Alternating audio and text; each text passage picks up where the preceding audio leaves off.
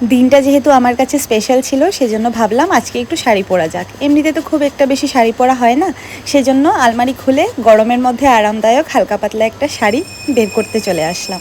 আর এটা বের করলাম যেহেতু একটু মন্দিরে যাব সামনেতে আর ঘরেই পুজো দেব, সেজন্য হালকা পাতলা শাড়িই ভালো গরমের মধ্যে।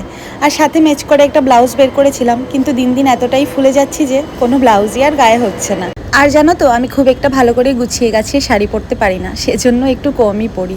কিন্তু অনেকে আমার বৃহস্পতিবারের ভিডিওতে কমেন্ট করেছিলেন যে পুজো পালি একটু শাড়ি পরে করবে, ভালো লাগবে। সেজন্য তোমাদের কথা রাখার জন্য ভাবলাম আজকে একটু শাড়ি পরে নিই। আর এদিকে চলে আসলাম আমার পুচকি সোনাকে নতুন ফ্রক বের করে দিতে।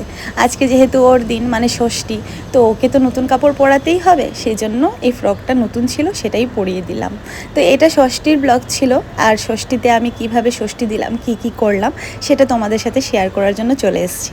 আমার ভিডিও ভালো লাগলে প্লিজ লাইক কমেন্ট করে দিও আর ফলো করে আমার পাশে থেকে। পাশেই একটা হনুমানজি আর শিবজির মন্দির আছে, ভাবলাম সেখানেই আগে পুজোটা দিয়ে দিই। তার আগে একটু এটিএমে ঢুকে টাকা তুলে নিয়েছিলাম আর মন ভরে মন্দিরে টুইঙ্কেলের নামে পুজো দিয়ে দিয়েছিলাম।